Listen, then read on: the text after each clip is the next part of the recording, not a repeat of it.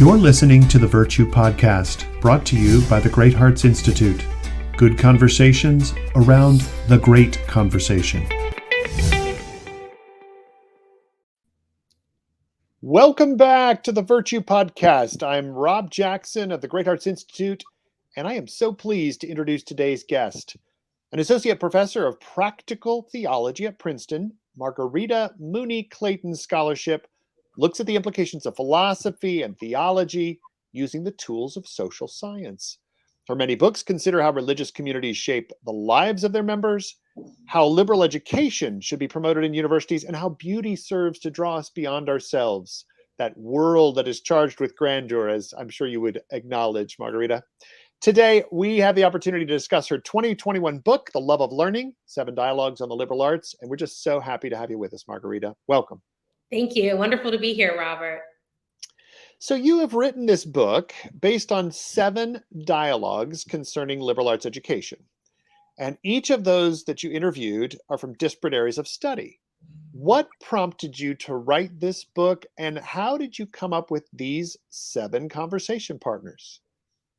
Rob, I started this book in March 2020, just as campuses were being closed due to COVID.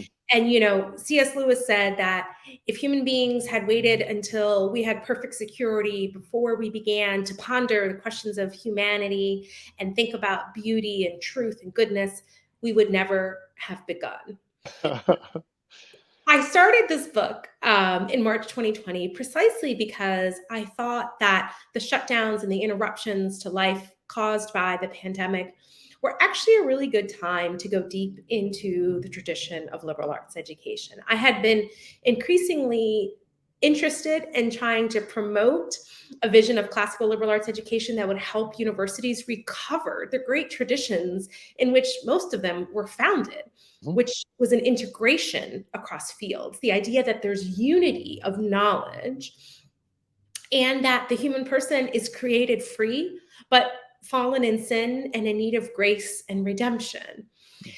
And what I have seen, and this is what we start to address in the very first dialogue that I had with my colleague here at Princeton, Robert George, I had a conversation with him about different views of the human person in education. And the kind of main thing that I wanted to help people see in the beginning of this book was that education can never simply be reduced to a set of techniques or methods in the classroom, because the human person is an integrated whole, mind, body, and soul. And so the great temptation in education, and I think this is a very American kind of pragmatist temptation, is to focus on the means, to focus on what happens in the classroom and how do we assess it and how do we measure it and what are the outcomes. Americans were obsessed with outcomes. But we tend to avoid these deep questions of the nature of the human person. And so with each of the 7 dialogues, right, I picked colleagues of mine who I know are incredible scholars and teachers in a diversity of fields, from Carlo Lanciolotti in physics at CUNY, Staten Island, City University of New York, Elizabeth Corey in the Honors College at Baylor, Roosevelt Montas at Columbia University in the core and in American Studies, as well as William Damon, a psychologist at Stanford.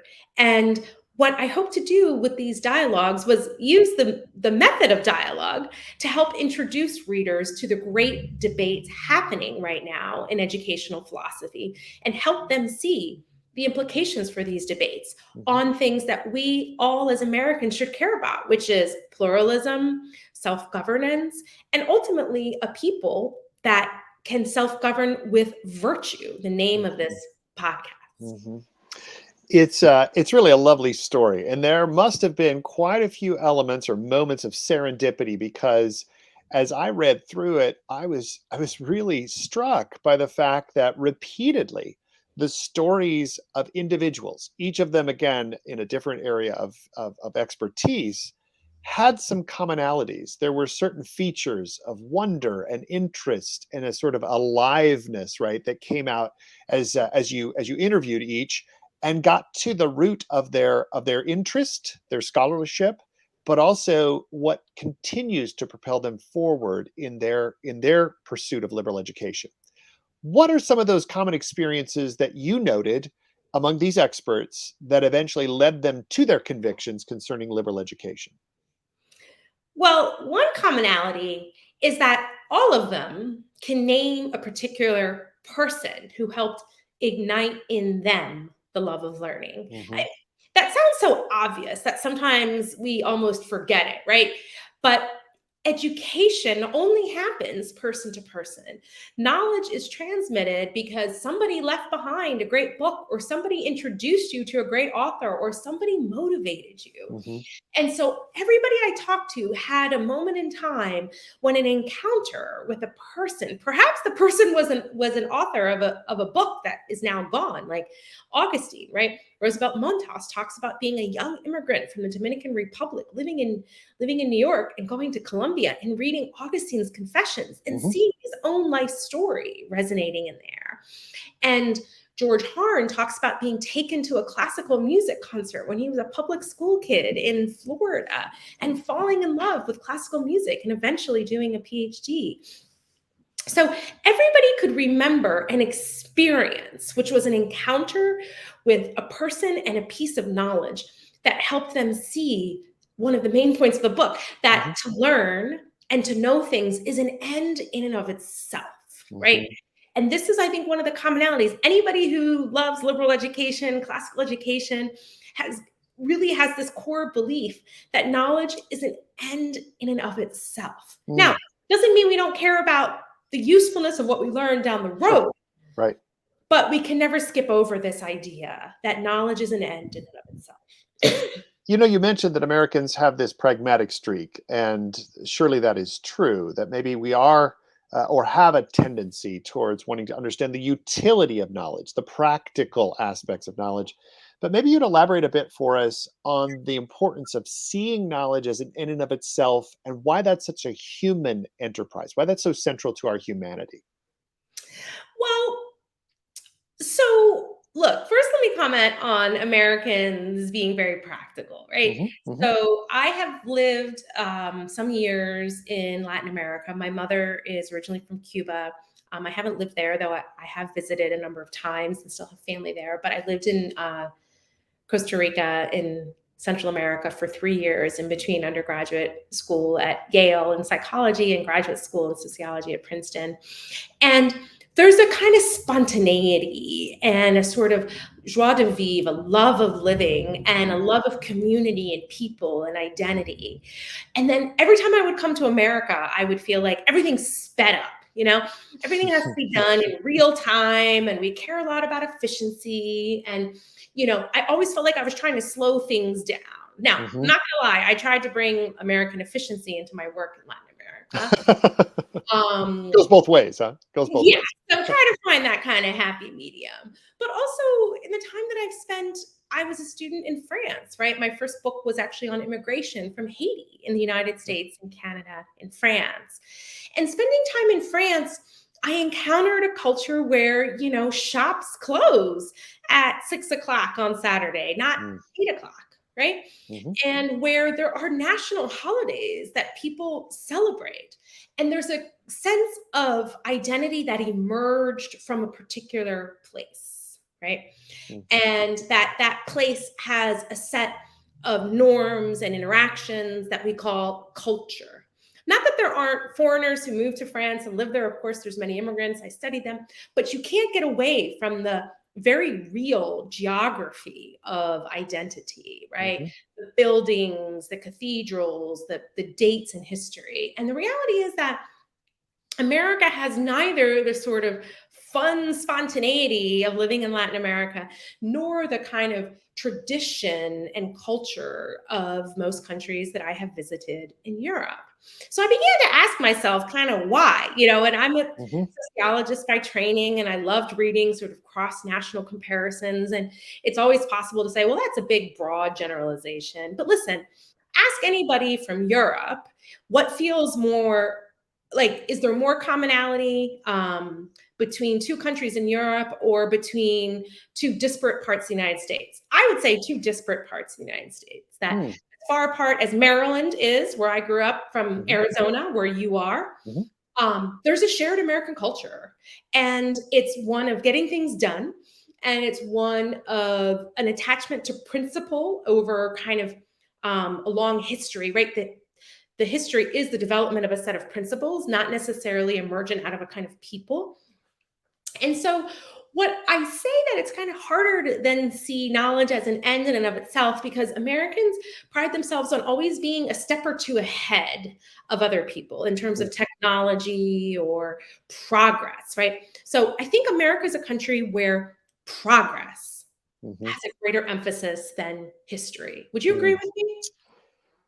Yeah, we're definitely progressive in the small p sense, because we are moving and being propelled forward by our interests in what we can make, what we can create. There's a very active and creative aspect to the American society. I think that does seem to propel us, right? That we're waiting for the new thing, right? As we say, and this is even before the sort of advent of all of our micro technologies. I think we were out there trying to push the boundaries and see who could get to space first, right? Or see who could make that first that new invention or novelty.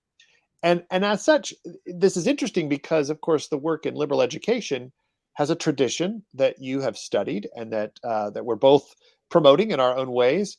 How then to bring Americans around to understanding that this knowledge, as an in and of itself, could benefit them personally, right, as human beings, but also then benefits a society that is so eager to create and to do something new and fresh. Do you have any sense for how to bring this good news to the American audience? Listen, I, I think that a lot of Americans, rightly so, are proud of our industriousness, our ability to kind of pull ourselves up by the bootstraps. You know, we're entrepreneurial people. We're people who start things, right? And we're people who, historically, this country wasn't built so much on the backs of philosophers as it was on the backs of laborers, right? People who were agricultural or who built the railroads. And people are rightly proud of that, especially when you get out of the Northeast, when you go into kind of smaller Sure. states that are really still more agricultural. That's all great. But it's erroneous to think that entrepreneurism or technical skill or something means that that's all that we're made for. To say knowledge is an end in and of itself is a statement about the human person. And the human person is made for a fulfillment that simply cannot be reduced to material things. Mm. And I think that this is the perennial risk or danger, is to think, well, if we just get our technical processes right, and if we just give everybody the freedom to be entrepreneurial, everything's going to work out right. Mhm. No, people need a space, what I like to think of as a contemplative space, right? To ponder universal truths and moral right and wrong. William Damon, who I talk with in the book, who's a psychologist, he talks about, he begins with the nature of the human person. That one of the mistakes in education is to think that there's a one size fits all. But successful education always realizes that every student is unique. They're unique in how they learn, they're unique in what motivates them. And from there, there's no educational, so therefore, education has to present students with universals that come from tradition, that are the best ideas about the nature of the human person and what we're called to be, and then help each student grapple with the significance of that for their life. And in my experience, this is why I do this, Rob, if we're not doing that, if we're not helping young people, which Damon talks about, form an identity that's an identity of a moral stance in the world, who I am in relationship to the whole, Mhm. who I am. What does it mean that I'm a subject, right? Mhm. I'm not an object. Knowledge is an end in and of itself because the human person is both objective and subjective. Mhm. And we can never simply use knowledge. We are meant to look and always kind of that creativity that we just talked about. Well, Mhm. where does that creativity come from? That Mhm. creativity, as Carlo Lanciolotti in my book talks about, he's the physicist, that creativity comes from the human person who's capable of imagining something that might be brought into existence that doesn't already. So in the chapter with him on science, that's what we talk about, right? That kind of human creativity that generates something new. Mm-hmm. It's fascinating, right? We have in the business world and venture capitalists, right, this parlance of value add. What is the value being added? And to your point, that's human creativity or imagination that is the real value that, as you said, brings something into existence that was not heretofore dreamt of apart from the human imagination. Now, a few of your interlocutors in the book are actually responding to some popular modern educational philosophies. And I'm thinking here of John Dewey. You've got a nice piece at the very back of your book providing a snapshot of John Dewey and Paulo Freire. How do they see modern philosophers, your interlocutors, how do they see these modern philosophers in relation to the larger tradition of 2,500 years or so? And what can we derive really from Dewey and Freire, but how do we relate them to the larger tradition? If you could just go there with us for a bit. Absolutely. I would love to, because listen, I wrote this book and I wrote the key guides to educational philosophies at the end of the book, because I think a lot of people don't realize the philosophical foundations of much of American public education are ultimately grounded in these two figures, Paulo Freire and John Dewey. And I want to say a little bit about each of them. John Dewey was a philosopher, right? And he was writing after the Civil War, so the end of the 1800s. And he was writing about how to bring America together. He had noble ideas about democracy for education and how to help a rapidly urbanizing country that was trying to pull itself back together. Now, what John Dewey also, what I think is not known about him, is that he was primarily a philosopher of mind. And he wanted to break with a really important tradition that's largely speaking in philosophy called metaphysics. And the idea of metaphysics is that there's a reality outside of us in which we participate and we intuit somehow. Now, that intuition has to be harnessed for reason and refined according to traditional metaphysics of someone like, Thomas Aquinas, a Catholic philosopher and theologian. But for Dewey, kind of the mind could approach all of reality like a scientific experiment and tinker. And for Dewey, the way that we learn about the world is actually touching things, doing things, experiential education, right? And so he wanted to get away from the idea that the beginning of education was learning a past tradition. And he wanted to argue that really what we needed to do was to set free the creativity of the student to explore the world and to tinker and to create things, all of which sounds good, but he remains silent on the nature of the human person. He, very interestingly here, Rob, perhaps for people who listen to a podcast on virtue, he replaces virtue with habit. Now, that's a subtle but significant difference, because habit is something that's formed as a response to external stimuli. It's simply repeated, but you see, it's devoid of an innate moral connotation, right? Whereas the traditional notion of virtue is that we are born knowing right and wrong, but with a proclivity to sometimes do the wrong, and that we have to discipline ourselves. Virtue has a connotation of discipline, which John Dewey's habits do not, right?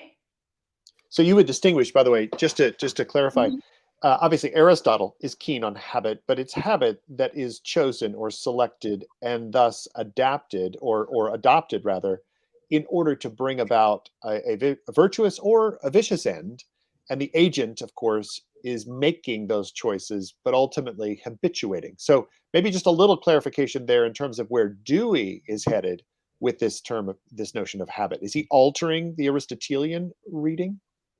All right, so here's the issue with Dewey. It's that it's often difficult to tell exactly what he means, because he doesn't, when he talks about habit, say that he's reversing what Aristotle says. You actually have to read more of his philosophy and his philosophy of knowledge and his philosophy of human person to see that he can't possibly be meaning what Aristotle means, because he says that there is no objective moral truth, which I don't think Aristotle would have said. Right. So for him, and he's very clear about this, but it's in his work called A Common Faith. He's very clear that there is no objective moral truth. The only objective truth is scientific. And what he thinks we need to do in order for the values of religion to flourish, he says in A Common Faith that we need to dissociate those values from the particular creeds and cults with which they are typically associated. By which he means the Christian creeds, or even the Judeo-Christian creeds and cults. So he didn't believe in traditional institutionalized religion. He called it an encumbrance, right? And he thought that if we got the conditions right and let humanity explore its environment and engage in the scientific experiment, we would reach the right moral conclusions. And who are these people? Look, I've had discussions with these people probably, and you are too. You probably have too, Robert, who are like, why are you so attached to the idea that there's moral truth? You're just imposing a vision of moral truth on everybody else. I just want to discover what it is. And we're going to discover it through cooperation. We're going to discover it by tinkering. Now, here comes my experience living in Latin America, right? I had traveled to Cuba 7 times. I worked in Central America after the end of the wars there, right? And the reality is that people in the end have different moral conceptions of the good. And the political system has to adjudicate between them. So this idea that if we all just have enough dialogue or science, we're going to agree on what the moral truth is, and we don't need to rely on past traditions, or we don't need to think about, are we actually responsible to something like a creator God for our moral truth? Those are really big, weighty questions, all of which Dewey wants to set aside and put faith in the democratic process itself, now cut off from an objective or antecedent or transcendent reality. And so that's called, and I think it's a word that Timothy O'Malley uses in my interview, it's called a cosmological reduction. It's taking everything about the human person and human history and reducing it to the now, into what we can come up with our own powers, as if tradition doesn't matter, as if there's no authority in tradition, and as if there's no authority about the human person, because we're fundamentally creatures, I believe. And I believe Aristotle believed that we were creatures with nature.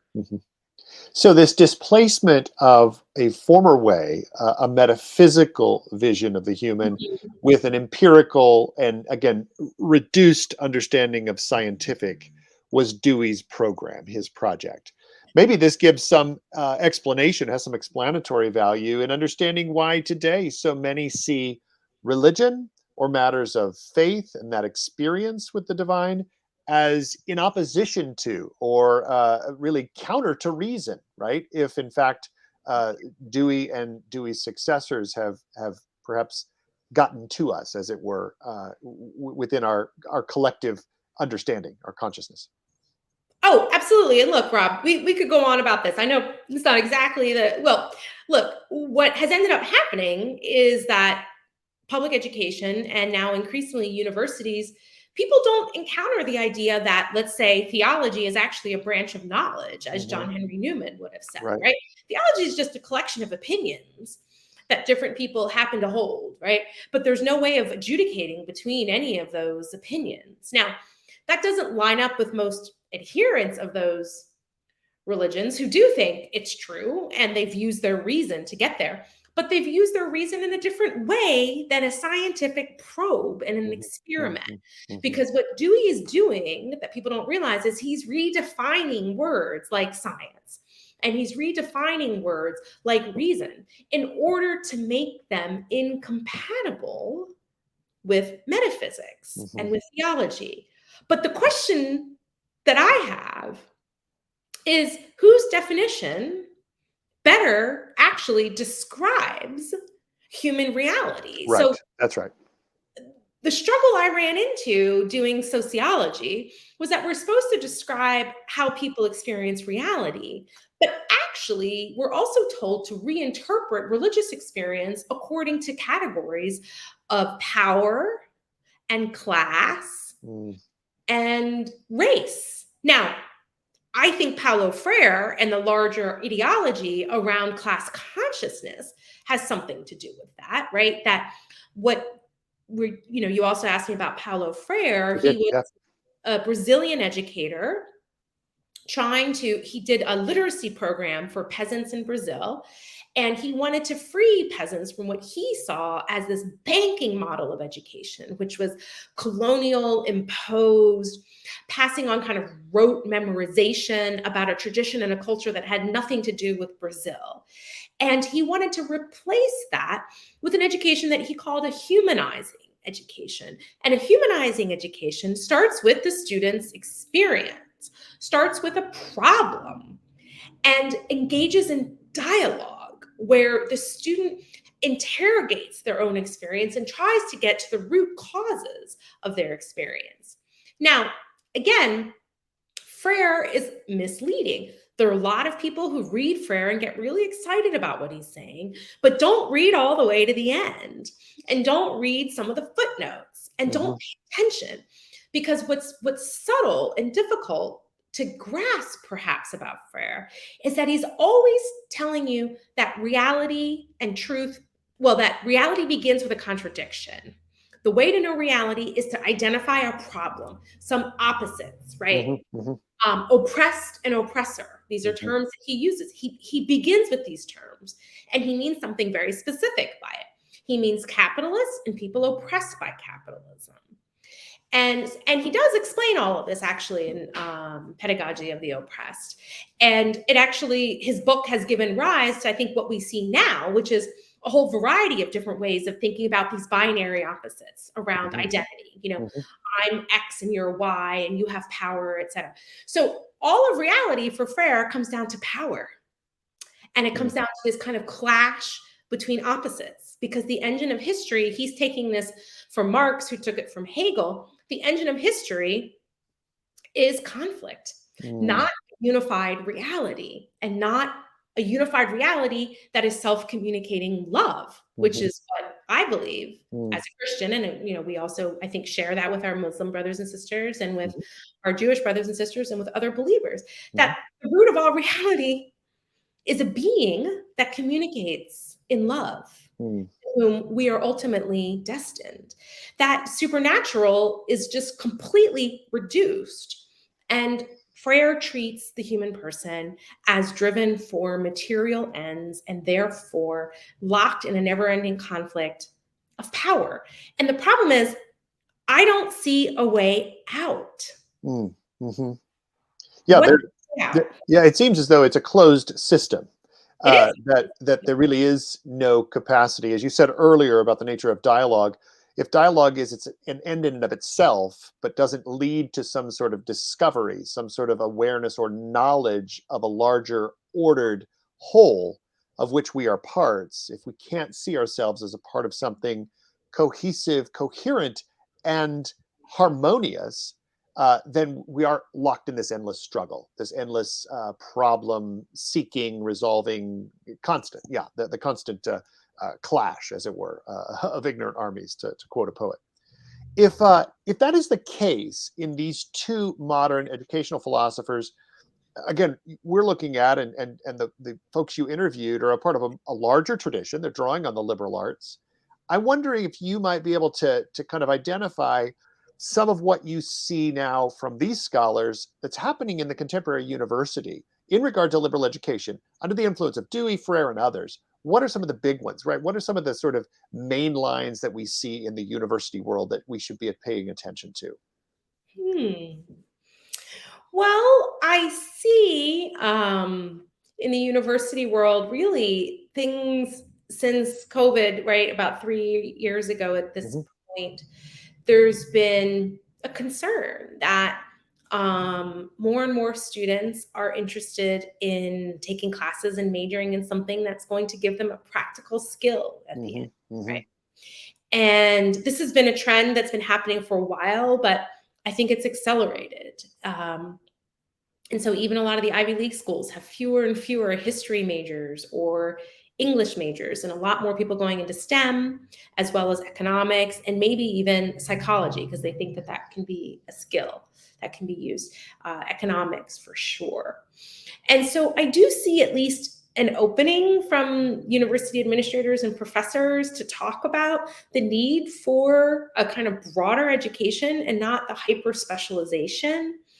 At the same time, I think that a lot of universities don't really know what to do because they've so structured themselves to be reactive and responsive to what it is that students want. And in the end, what a lot of universities are ultimately selling is a great network and a great way of, making money in the end. And so there's not really a consensus in a lot of universities about what the mission of the university should be. Now, people will come up with things like, civic participation. This was a big one for Dewey. But I don't think civic participation can replace the formation of the human person. This is problematic too, if you see what I mean. Now, it is good for a republic. I'd say it's necessary for a self-governing republic to have citizens who are educated about history and about the laws of the land. But it's not sufficient, right? And this is what Jacques Maritain says, and I discuss him with a few people in the book, and certainly in the guide's educational philosophy. We also shouldn't replace, loyalty to the nation for knowledge in and of itself, because Jacques Maritain knew, because he was fleeing France after it had been occupied by the Nazis. The Nazis very much understood education for loyalty to the nation. They formed the human person along the way, right? Yep. So we have to have the right notion of the human person. And so, but that said, I do see some openness to talk. For example, a lot of secular universities are now, I'd say there's more openness to talk about questions of the supernatural because students are hungry and they're asking.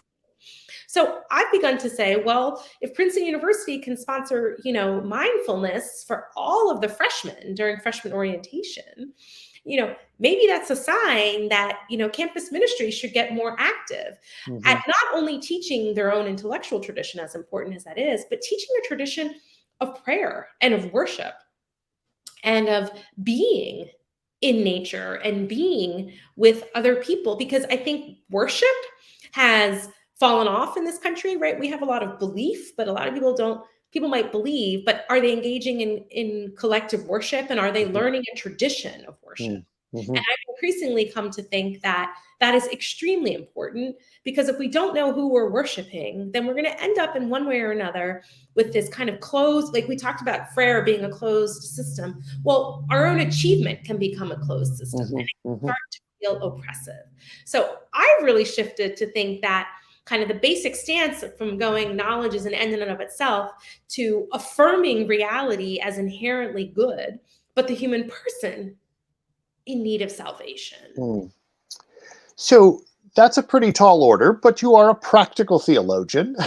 So may I ask, or, in your study and in your work, I'm really interested in how, and of course your social science apparatus, as you've begun to kind of look collectively at how the trends are surfacing. What do you think will be needed in the university to bring various disciplines into conversation around a coherent liberal education? Do you have some suggestions here from what you heard from your 7 interviews? Well, what I think we need, and of course, the 7 people who I spoke to, Tim O'Malley, Robert George, Roosevelt Montas, George Harn, others, what we need are professors who have been trained in this tradition, in the tradition of the liberal arts, who are capable of linking whatever field they might be. For Carlo Lanciolotti, it's physics, or mathematical physics, linking that back to ultimate questions and to questions of the human person and the human good, right? So I firmly believe that any professor or any teacher in K-12 who has been formed in the tradition of the liberal arts brings into the classroom an approach to inquiry and an approach to thinking that communicates itself to students beyond what they take away in terms of book knowledge or assignments or outcomes.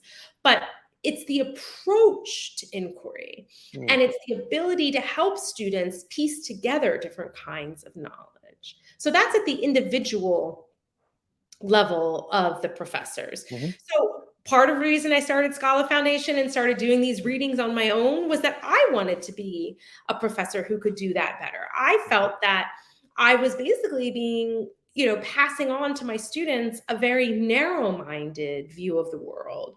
And I started to read on my own, Alasdair MacIntyre and, the Nicomachean Ethics for Aristotle. I started to self-educate in many aspects, as well as modern philosophy, because I thought it made me a better scholar and a better teacher. And I thought that all of these questions about the nature of the human person and the human good were extremely useful in mentoring students and helping students connect what they're learning to their own personal stories.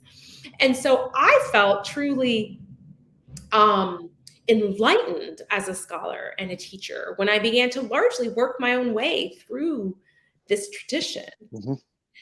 Now, I also see as a hopeful trend that many campuses also have, as I mentioned, student ministries, but also sort of like mini micro communities of study, right? So the Consortium of Christian Studies Centers has a model for this, where at the University of Minnesota or the University of North Carolina in Chapel Hill, there's a place of community where people come to explore the big questions, share a meal, engage in prayer. It's open to people who may not be of a Christian background, but who are open to the tradition of open inquiry and fellowship around that.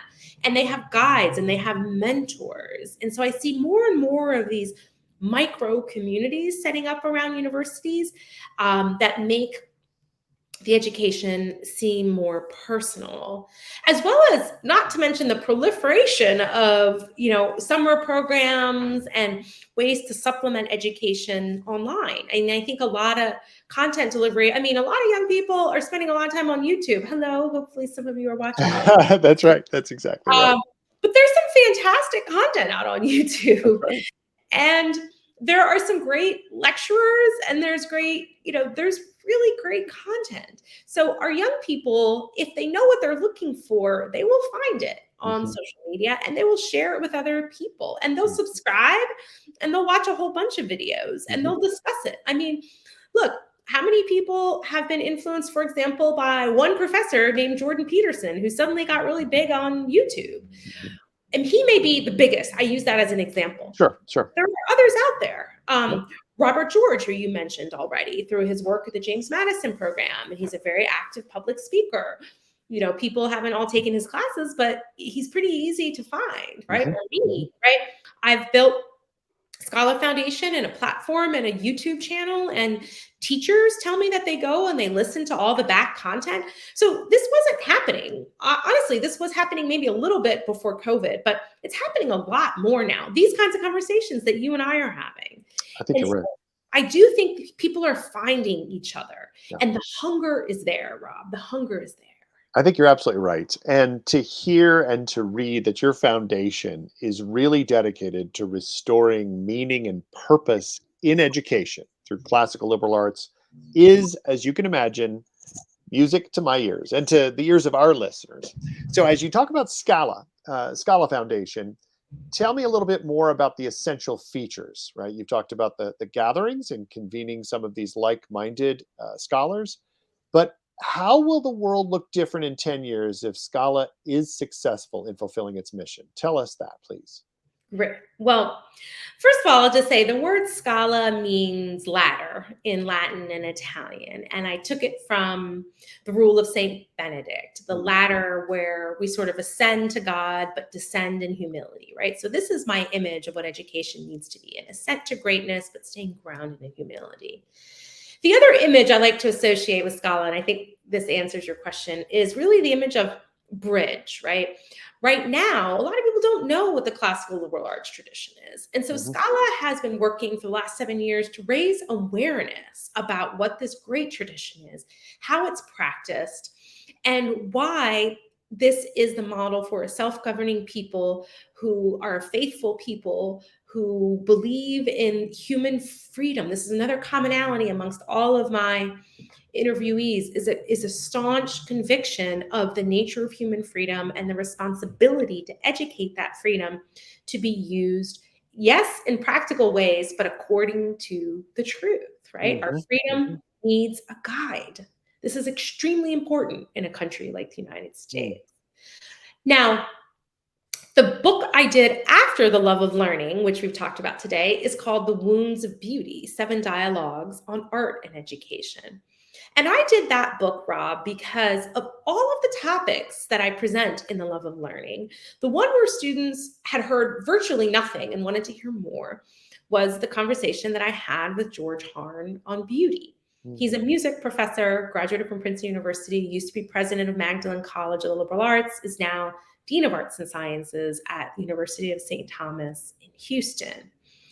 And I did a whole second book, again, of dialogues, this time with poets, visual artists, even with a woman who's in a Benedictine convent, but has a PhD in microbiology, and she's known as the cheese nun. And she describes the Benedictine model of science as analogical. Well, there's an experimental method, and Benedictines are agriculturalists. But they also have this analogical method where what we see in the natural world is ordered and reveals something to us about the nature of God, right? Mm. Mhm. So I did that book to get people to think about the place of beauty in education. And one of the problems with beauty, which George Harn and I talk about in The Love of Learning, and then we pick up on again in the next book, is that most people have essentially a romantic understanding of beauty. Mm. And by romantic, I don't mean, lovey-dovey. I mean that beauty is about self-expression, right? Mhm. Mhm. That beauty is about me, it's putting myself out there, right? And at the recent Scala conference, which you attended on art, the sacred, and the common good, Jonathan Pajot said, the moment I really became an artist is when I stopped thinking it had anything to do with me. Art is about expressing something that's true and good, Mm. Mhm. right? And so what does success look like for Scala? Success looks like if 10 years from now, we have a lot more artists like Jonathan Pajot, Mhm. in heart, and a lot more entrepreneurs like Anna Bond, who Mm. also spoke at the conference, who started Rifle Paper Company. And in order to do this, where my own work is going now, is precisely on the nature of the imagination as an aid to the intellect. Mhm. I think what has ended up happening is that because people are afraid that the liberal arts tradition has been lost, there's just so much content to be learned. Mhm. There's Sure. Aristotle, and there's Boethius, and there's Vitruvius, and there's this, and there's that, and there's all the medievals, and then there's modern philosophy, there's Kant. There's so much to be learned, right? All of that is great. But I really have come to believe that we need to restructure education for especially young children, but also as we get older, to have time for exploration in nature. A lot of classical educators that I work with really love Charlotte Mason, Mhm. right? That's right. Who thinks of nature and storytelling, right? That part of what we're doing in nature is not just putting things in a scientific experiment a la Dewey and seeing what happens, but learning to tell stories with nature. And what do we do when we're doing that? Well, guess what? We're learning analogical thinking, Mhm. we're learning typological thinking, and we're learning to identify archetypes in nature that then help us to piece together all of this knowledge. Mhm. And then that's when the imagination becomes an aid to the intellect, right? It's not substituting reason. We need logic, right? And we need the scientific method to test things and observe, right? Try something, observe, see what do we see with our eyes. But the human person is fundamentally creative and imaginative. And the lack of attention that a lot of people feel, and this kind of like just feeling sort of mentally stuck. Do you know how many high achieving students I know with like 4.0s from Princeton whose brain eventually just kind of freezes? Mm. and they can't break out. And I've done this now for a long time. I got my PhD quite some number of years ago. And we have to stoke our imagination and our creativity. For Mm. me, that means walks in nature, really paying attention to the birds and the flowers. It sounds so silly, but it rejuvenates. It Mm. rejuvenates the person. Mhm. And for me, also chanting the Psalms has become really important. I'm Roman Catholic, but I work with a lot of Protestant students of potentially no faith, and I have friends from Muslim and Jewish backgrounds. They all respect the Psalms as a Mm. story of a Mhm. relationship between God and his people. And the Psalms are full of images. Mhm. The mountains, the lofty cedars. The Psalms exemplify human life as a journey, right? Mm. Homo viator. We're journeying towards God. God's journeying towards us, and we're turning away. Mm. So, what I'm trying to say here is that what success looks like for Scala is if there are artists and educators, not just art educators, not just people who teach art, but if the work of great artists like Jonathan Pajot and my husband, David Clayton, and people like Aidan Hart, and musicians like Peter Carter, who led us in choral prayer at the Mm. conference, as well as Paul Jernberg, who's a wonderful composer, if those artists are thought of as the same stature as scholars for their creativity and their contribution to the common good, not Mm. self-expression, Mhm. Mhm. common good. And then, if the wonderful work being done by Great Hearts and other associations of classical schools can expand to really have the time in the curriculum for exploration in nature and creativity and artistic creativity, I think that is going to help young people to resist this tide of endless distraction, of closed thinking, of ideology, and recover this excitement and this awe and this wonder and love of learning, and that never ending desire to get up and seek again the truth. Because the truth is, once we reach one certainty, we're on to the next thing. And we Mhm. need to train young people, really people of all ages, to go on that journey and to persevere, Rob, because the Mm. future of our nation is at stake, I Mm. believe.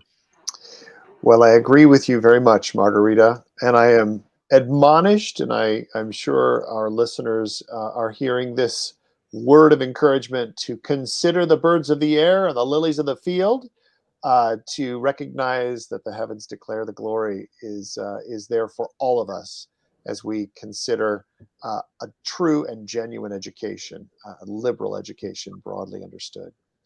I hope you'll allow us to place some a URL or a website for Scala Foundation in our show notes. Is there anything else that we should mention to our audience in terms of the work you're doing today so that they might be able to get involved? Well, I would definitely direct people to Scala's YouTube page, Okay. especially the videos from our most recent conferences, and also sign up for our newsletter on our website, because we're going to continue this series of online events and bring to you some of these great artists and educators who are living this out. So we would love to see you in one of Scala's online events, or if not, at our next conference in Princeton. I look forward to joining you again soon and even to those webinars coming up in the near future. Thank you so much, Margarita, for your time. It's been a lovely conversation. Thank you.